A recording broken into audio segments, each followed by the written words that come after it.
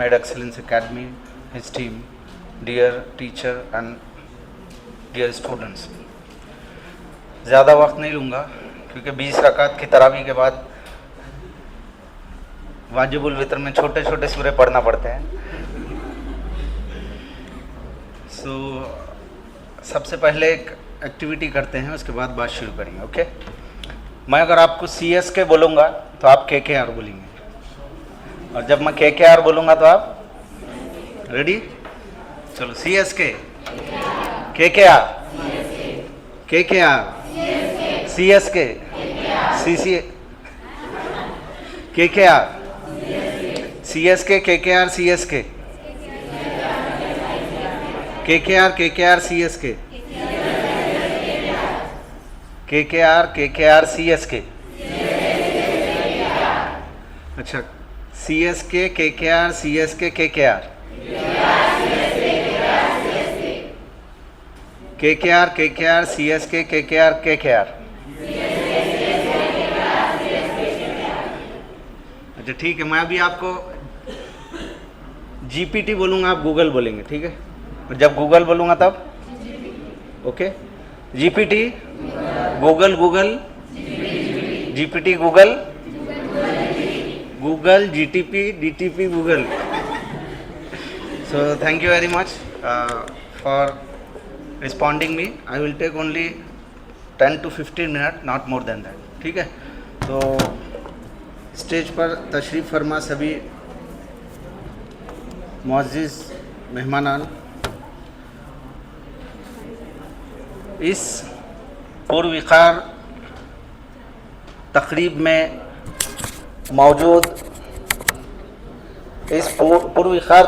मौजूद बावक़ार तालीमी इदारे के ज़रिए तालीमी निज़ाम को एक्सेलेंस तक पहुँचाने के लिए जो कोशिशें करने वाले वक़ार सर है और उनकी टीम है, सबसे पहले उनको मुबारकबाद. इस खूबसूरत नशिस्त में उन्होंने हमें बुलाया, उसके लिए हम शुक्रगुज़ार भी है. और आज फेयरवेल है, अलविदाई तक़रीब है. कुछ स्टूडेंट्स यहाँ से चले जाएंगे आज या 3 महीने के बाद. लेकिन एक चीज़ आपको बताना चाहूँगा कि life doesn't have farewell, life has transition. Life में क्या है? ट्रांजिशन है. ट्रांजिशन मतलब एक फेज़ से दूसरे फेज़ में चले जाना. शायद गुज़िश्ता साल आप में से कुछ लोग और उससे पिछले साल कुछ लोग 10वीं के फेयरवेल प्रोग्राम में बैठे होंगे. कुछ रो रहे होंगे, कुछ रोने वालों को देख के हंस रहे होंगे, और कुछ रोने वालों का रिकॉर्डिंग करके उनको बाद में दिखा रहे होंगे. गुज़िश्ता साल एक ट्रांजिशन था जिसमें स्कूल की दुनिया से आप कॉलेज की दुनिया में आए. इस साल एक ट्रांजिशन है जिसमें आप कॉलेज की दुनिया से हायर एजुकेशन की दुनिया में रहेंगे. 2 साल पहले या 1 साल पहले आप 10वीं के फेयरवेल प्रोग्राम में थे. आज आप 12th के फेयरवेल प्रोग्राम में है. आज से 1 या 2 साल के बाद आप किसी गवर्नमेंट MBBS कॉलेज के किसी सीट पर बैठकर MBBS की तैयारी कर रहे होंगे. Life doesn't stop, it transit from one phase two another phase. एक शक्ल से दूसरी शक्ल.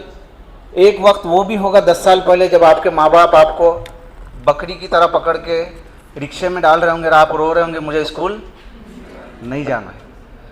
जब स्कूल के गेट पे पहुंच रहे होंगे तो वहाँ एक खाला है जो उसी तरह पकड़ के आपको अंदर खींच रहे होंगे, और आप परेशान होंगे कि ज़िंदगी का कौन सा फेस है, उससे इसमें मैं ट्रांजिशन. तो आज भी आपको ज़िंदगी उसी तरह खींच के कभी नीट का फिजिक्स का क्वेश्चन दिखाती है तो आप डर जाते हैं, कभी केमिस्ट्री का कोई कॉम्प्लेक्स केमिकल इक्वेशन दिखाती है तो आप परेशान हो जाते हैं. लेकिन ज़िंदगी यहीं पर स्टॉप नहीं होगी. जब आप MBBS को जाएंगे, it will still required, it will need the dedication. तरीक़ेकार बदल जाएंगे, ज़िंदगी के इम्तिहान हमेशा जारी रहेंगे. और दूसरी चीज़ ख़ास बात यह है कि जब आप एक दरिया से निकलते हैं तो दूसरे दरिया में जाकर मिल जाते हैं, और तमाम दरिया जाके फिर एक समंदर में मिलते हैं. So after passing your SSC, you crossed a river and you entered into the big world of called NEET और JEE. अब जब इस माउंटेन से आप निकलेंगे तो आप एक समंदर में जाएंगे. वो समंदर जैसे मुजाहिद सर ने बताया, फारूकी साहब ने बताया, विखार सर ने बताया कि ज़िंदगी एक या दो दिन का नाम नहीं है. Exam first teach the lesson then take exam, teacher first teach the lesson then take exam, and life first take the exam then teach the lesson.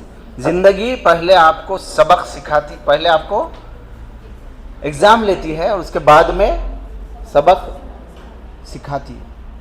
तो एक चीज़ हमेशा याद रखो कि जैसे अल्लामा इकबाल का बड़ा खूबसूरत शेर है, आप तमाम की नज़र करता हूँ. You should not stop in your life. Once you achieve a milestone, you have to start the journey for another milestone. आपने 10वीं की तैयारी भी इसी जोश व खरोश से की थी, इसी डर के साथ की थी, इसी तरह पैनिक होके की थी, और 12वीं की क्लास में भी आप आए तो वही चीज़ बरकरार है. तो अल्लामा इकबाल कहते हैं कि आपने हमेशा सुना होगा ये शेर, लेकिन मैं आज उसका मानी आपको समझाता हूँ. मंजिल से आगे बढ़कर मंजिल तलाश कर. Once you achieve a milestone, then again start the journey to achieve another milestone. मंजिल से आगे बढ़कर मंजिल तलाश कर, और मिल जाए तुझको दरिया तो समंदर तलाश कर. आपको दरिया मिल गया और आप इत्मीनान की सांस लेकर बैठ गए तो ऐसा नहीं चलेगा. 10वीं का परसेंटेज 95 था, 80 था, 70 था, जिसका 62 था उसके भी घर में काजू कतली आई, हार आए, दादा ने ड्रेस लिए, नाना ने लिए, फिर गाड़ी दिला बोला था मैंने 10वीं के बाद तो गाड़ी मिली. ओके, सो मंजिल से आगे बढ़कर मंजिल तलाश कर, मिल जाए तुझको दरिया तो समंदर तलाश कर. और बॉयज़ ख़ास तौर से आप ये सुनो कि हर शीशा टूट जाता है पत्थर की चोट से. हर शीशा टूट जाता है पत्थर की चोट से. आप जब भी कोई प्रिपरेशन करते एग्ज़ाम की, तो आपका इम्तिहान, आपकी लाइफ एक शीशे की मानिंद होती है. एक इम्तिहान का पेपर आता है पत्थर की तरह और आपके पूरे हौसलों को तोड़ देता है. यस और नो, हाँ या ना. इम्तिहान देने के बाद ऐसा लगता है कि यार this is not for me, I can not achieve this exam. हाँ या ना. तो हर शीशा टूट जाता है पत्थर की चोट से. पत्थर ही टूट जाए वो शीशा तलाश कर. You have to be strong, you have to be excellence, you have to be the glass which should break the stone. You should not be the glass, the break should break, the stone should break it. पत्थर बहुत सारे आएंगे ज़िंदगी के अंदर, अलग अलग शक्लों में आएंगे. कभी आपके अपने अजीज, अपने करीबी लोग आपको छोड़कर चले जाएंगे. कभी जिंदगी अनसर्टेनिटी से भरी हुई है. कभी ऐसा शख्स चला जाएगा जिसकी आपने उम्मीद नहीं की थी. कभी आपका जो रहबर है, जो आपको गाइड करने वाला है, आपका मेंटर है, वो चला जाएगा. But still you have to. तो हर शीशा टूट जाता है. आप इतनी स्ट्रांग स्टडी करो, इतनी स्ट्रांग स्टडीज करो कि पत्थर ही टूट जाए वो शीशा तलाश कर. और जो बच्चे अभी इम्तिहानात दे रहे हैं, तो जाहिर बात है हम दुआएं करते हैं और हम हमेशा सोचते हैं कि हमारी दुआएं कबूल क्यों नहीं हो रही, या हमारी प्रार्थना क्यों कबूल नहीं हो रही. तो सजदों से तेरे क्या हुआ, सदियां गुजर गई, दुनिया तेरी बदल दे, वो सजदा तलाश कर. दुआओं में वो असर होना चाहिए कि वो कबूल हो. और दुआएं उसी वक्त कबूल होती है जब आप कोशिशें मुकम्मिल करते हैं. Whether you belongs to any religion, any country, any caste, any state, any city, आपकी मेहनतों के बाद आपकी दुआएं कबूल होंगी. बैठकर दुआ कबूल नहीं होती है, प्रार्थना कबूल नहीं होती है. अभी आप इम्तिहानात दे रहे हैं, तो 12वीं में कितने बच्चे हैं इसमें, और 11th में कितने? तो आप तमाम को एग्ज़ाम फेस करना है. एक चीज़ हमेशा याद रखो, नोट करो, बोल्ड करो, इटैलिक करो, अंडरलाइन करो और अपने दिमाग में सेव करके रखो. नापास होण्याची भीती नसते तर पास ह्या शब्दमध्ये कधीच आनंद वाटला नसता. पास या शब्दाचा आनंद नापास मध्ये लपलेला आहे. नाकामयाबी अगर नहीं होती, फेल ये लफ्ज नहीं होता, तो पास होने की खुशी होती क्या, बताओ मुझे आप sir. If we do not have the word fail, तो पास में खुशी रहेगी क्या? तो पास और फेल, नापास आणि पास, या मधला जे प्रवास आहे, इसके दरमियान की जो जर्नी है आपकी, उसी को जिंदगी कहते हैं। जिंदगी में हमेशा आपको कभी कामयाबी मिलेगी, कभी नाकामी मिलेगी। एक चीज याद रखो, आपका IQ से ज्यादा आपका EQ स्ट्रांग होना चाहिए। कितने बच्चों को पता है EQ क्या है? देखो, मैं जिंदगी की आपको सबसे अहम बात आज बताने जा रहा हूँ। 5 मिनट और दूंगा, मुझे पता है कि आप बहुत देर से बैठे हैं। एक चीज़ याद रखो हमेशा कि IQ मतलब डेफिनेशंस याद करना, कोई चीज़ को पढ़ना, कोई चीज़ को समझना। उसको हमने 3 स्किल्स पे 10वीं तक काम किए, रीडिंग, रिमेंबरिंग एंड राइटिंग। अच्छा पढ़ो, अच्छे से उसको याद रखो और पेपर में अच्छे से खुश खती के साथ, अच्छी हैंडराइटिंग के साथ लिख के आओ। तो कितने स्किल्स थे? Reading, remembering, writing. लेकिन नीट की दुनिया ऐसी है जहां रीडिंग, रिमेंबरिंग, राइटिंग से काम नहीं चलेगा, वहां एनालिटिकल थिंकिंग लगेगी आपको। जिंदगी कभी आसान सवाल नहीं पूछती है, हमेशा मुश्किल सवाल ही पूछती है, और जिंदगी का सवाल हमेशा आउट ऑफ सिलेबस ही होता है। ओके, जिंदगी के सवाल बड़े तल्ख होते हैं। तो हमेशा एक चीज़ याद रखो, इस चीज़ को ख़ास तौर से आप नोट करके लो, आपका इमोशनल इंटेलिजेंस स्ट्रांग होना चाहिए। इमोशनल इंटेलिजेंस किसको बोलते हैं? उसको मैं एकदम आसान भाषा में समझाता हूँ, अपने जज्बात को समझना। जैसे अभी आप 10वीं का एग्ज़ाम, 12वीं का एग्ज़ाम दिए, या लास्ट ईयर 10वीं का एग्ज़ाम दिए थे आपने 2 साल पहले, तो मुझे एक बात बताओ, इंग्लिश के पेपर के दिन या एग्ज़ाम स्टार्ट होने से पहले क्या क्या हो रहा था?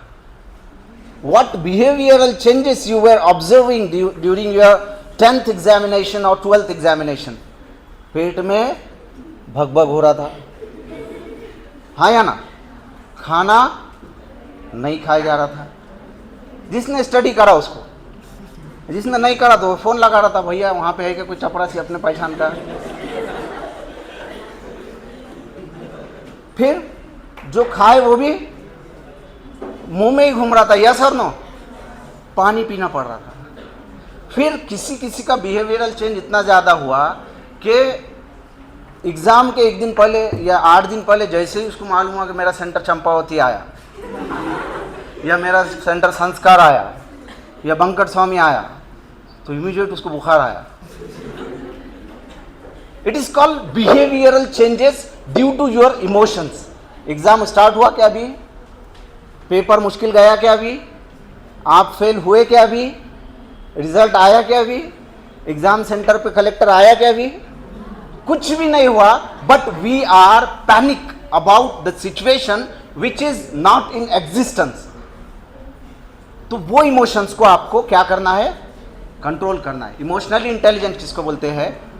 इमोशनल इंटेलिजेंट मतलब जैसे यूपीएससी में खास तौर से इमोशनल इंटेलिजेंस देखा जाता है।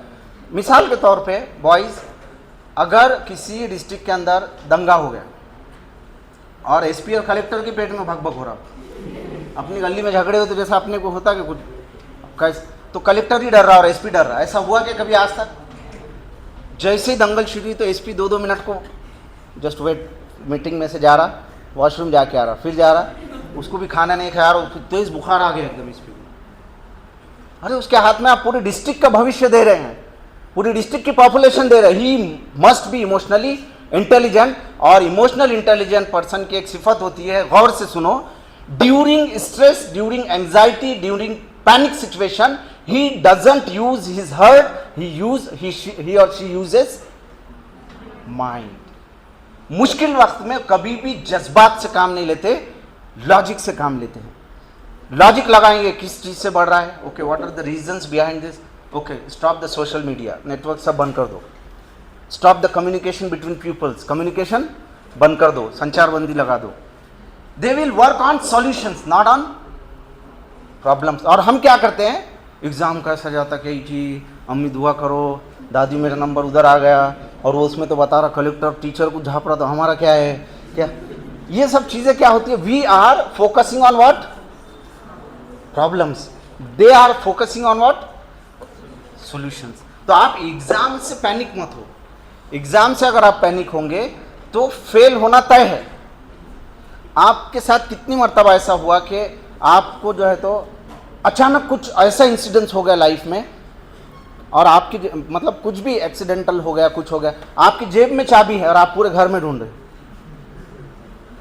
Because emotion first attack on your brain, and when your brain stops working, याद किया हुआ आंसर भी एग्जाम में याद नहीं आता है। और कब याद आता है? जब घर को जाने के बाद, अरे ये था क्या? You know that answer, but due to your emotional influence, due to your behavioral change, your brain stops working, and after that your heart was working, and when heart stopped working और फिर brain activate हुआ, उसके बाद आपको वो चीज़ आई, हाँ या ना। तो नीट में क्या देखा जाता है, JEE में क्या देखा जाता है?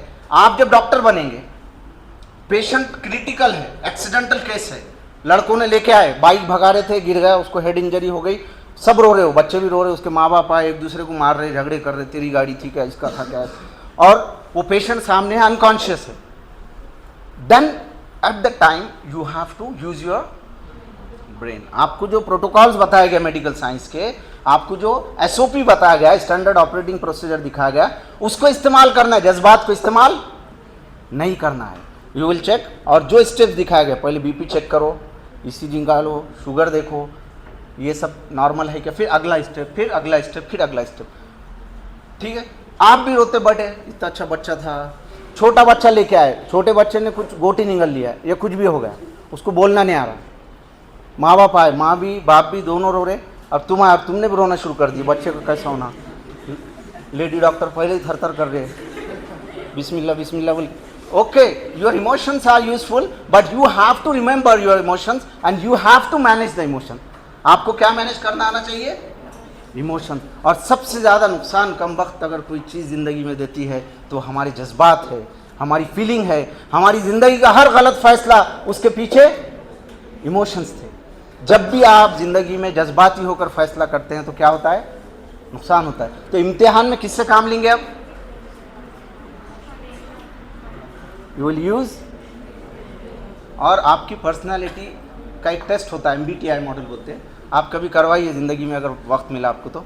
MBTI मॉडल में आपकी पर्सनालिटी दिखाते कैसी है क्या है, हम लोग एक टेस्ट लेते। तो MBTI में एक रहता एक्सट्रोवर्ट, एक रहता इंट्रोवर्ट। एक्सट्रोवर्ट क्या रहता? पहले बात करता बाद में सोचता। इंट्रोवर्ट क्या करता? पहले सोचता बाद में। हर एक कोई अच्छा या कोई बुरा नहीं है, कहीं पे एक्सट्रोवर्ट सूटेबल होता है किसी काम में, किसी काम में इंट्रोवर्ट। एक होता है इंट्यूटिंग और एक होता है सेंसिंग। सेंसिंग किसको बोलेंगे? जो डेटा जमा करता है, फैक्ट्स के ऊपर काम करता है, उसको बोलते हैं सेंसिंग। सेंसिंग का मतलब सेंसेस से पूरा डेटा जमा करेगा और फिर उसके बाद काम करेगा। इंट्यूटिंग गट फीलिंग पे, जो दिल में आए वो इंस्टेंटली आए। फिजिक्स का प्रॉब्लम जज्बात से सॉल्व होता है या लॉजिक से सॉल्व होता है? राइट बात है। तुमने कितना भी कुछ भी करे, कितना भी जज्बाती हुए तो वो कुछ सॉल्व होने वाला नहीं है। बॉडी का मास जितना है उतना ही रहेगा, उसकी जो वैल्यू है उतनी ही रहेगी। तो ये 2-3 चीज़ें हैं। तो आप क्या करेंगे? सबसे पहले इमोशनल इंटेलिजेंट होने की कोशिश करेंगे। और लास्ट में एक चीज़ आपको मैं बताता हूँ कि इससे पहले भी मैंने ये बात बताया था कि ज़िंदगी में 3D मॉडल बहुत ज़्यादा इंपॉर्टेंट है। 3D का मतलब है first D is your dream. First D क्या है? Dream. Second, if you have dream, you must have dream in your life. Dream कुछ भी हो सकता है, अच्छा क्रिकेटर बनना, अच्छा फुटबॉल प्लेयर बनना, अच्छा राइडर बनना, अच्छा राइटर बनना। आपकी जो पर्सनालिटी है उसके साथ जाओ, मम्मी पापा जो बोल रहे उसके साथ, वो कैरियर के साथ मत जाओ। तो पहला है ड्रीम, आपका ड्रीम है नीट करना, MBBS को जाना, राइट। सेकंड D है डिसिप्लिन। डिसिप्लिन के बगैर आपकी ज़िंदगी में आप कोई भी ड्रीम अचीव नहीं कर सकते। विखार सर ने और मुजाहिद सर ने बड़ी अच्छी बात बोले कि कंसिस्टेंटली 1 साल तक मुस्तकिल मिजाजी के साथ पढ़ाई करना सबसे ज़्यादा मुश्किल काम है, क्योंकि अपन इंसान है, AI नहीं है, हमारे अंदर जज्बात है, फीलिंग है। तो सबसे इम्पॉर्टेंट है डिसिप्लिन। क्या है? आप 2 घंटे पढ़ाई करो लेकिन रेगुलर करो, खुद से पढ़ो। तो first is dream, second is discipline, third is direction. आपके पास ड्रीम भी है, रहने दो बेटा, आपके पास ड्रीम भी है, आपके पास डिसिप्लिन भी है, लेकिन डायरेक्शन नहीं है सही। So these are the directions for you. Mujahid sir ने जो बात की, विखार सर ने बात की, सर ने जो बात की, तो ये आपके लिए क्या है? डायरेक्शंस। एक है उसके पास ड्रीम है और डिसिप्लिन नहीं, कभी भी उठ रहा कभी भी सो रहा, टाइमिंग नहीं, पंक्चुअलिटी नहीं, वो कामयाब नहीं हो सकता। ड्रीम भी है, डिसिप्लिन भी है, लेकिन गलत डायरेक्शन है, उसकी मेहनत क्या हो जाएंगी? फिर रायगा हो जाएंगी। ठीक है। So believe in your self, अपने आप में यकीन रखो। ज़िंदगी अनसर्टनिटीज़ से भरी हुई है। मेरे ज़िंदगी में कई ऐसे स्टूडेंट देखा मैंने, अचानक ज़िंदगी में कुछ हादसा हो जाता और उसके बाद ज़िंदगी बदल जाती है। ओके, तो आप अपने आप को स्ट्रांग रखो, ऑलवेज बी इमोशनली इंटेलिजेंट। आप आज जाके चैट जीपीटी को एक बात पूछो कि what is EQ and why it is important.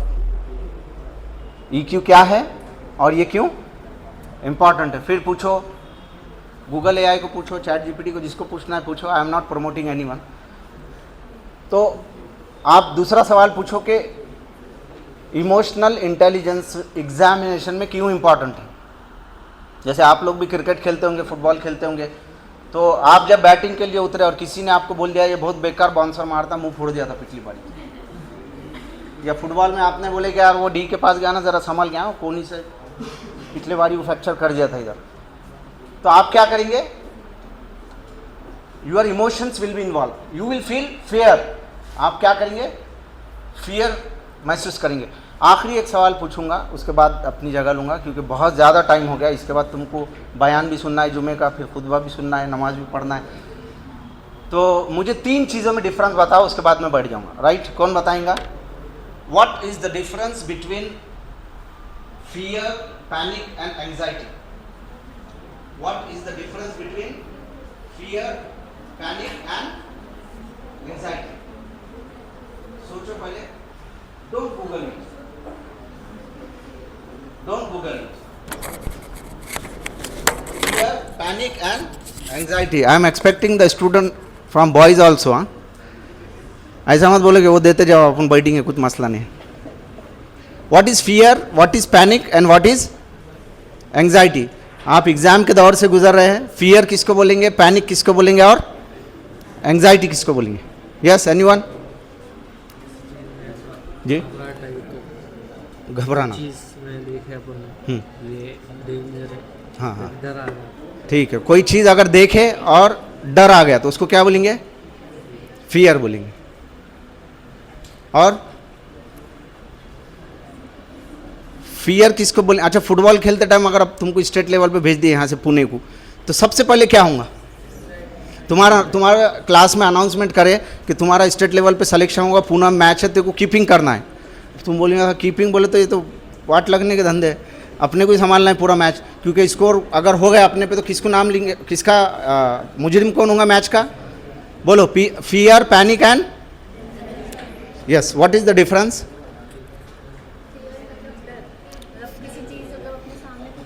ठीक है, फियर मतलब डर, किसी चीज़ का डर। अपने दिल में है, मतलब अपने को कुछ चीज़ अचीव करने का है, लेकिन अपने से कुछ अगर आगे पीछे हो जाए तो अपने अंदर डर है, माँ बाप का सपना है कि अगर ये नहीं हो तो ये डर अपने अंदर। डर। और पैनिक? पैनिक मतलब कोई चीज़, मतलब अब इनडायरेक्टली हमको बोले कि आपको स्पीड है तो हम इनडायरेक्टली पैनिक हो जाएंगे, मतलब अच्छा। ऐसा। और एंजाइटी मतलब कुछ चीज़ अगर अचानक से पता चल गई कि किसी का एक्सीडेंट हो गया तो एंजाइटी एकदम।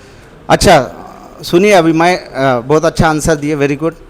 और एनीवन? पैनिक होता है तो पैनिक मत हो, एंजाइटी मत ये करो, और लॉजिकल सोचो इमोशंस का। Don't use your heart, use your head.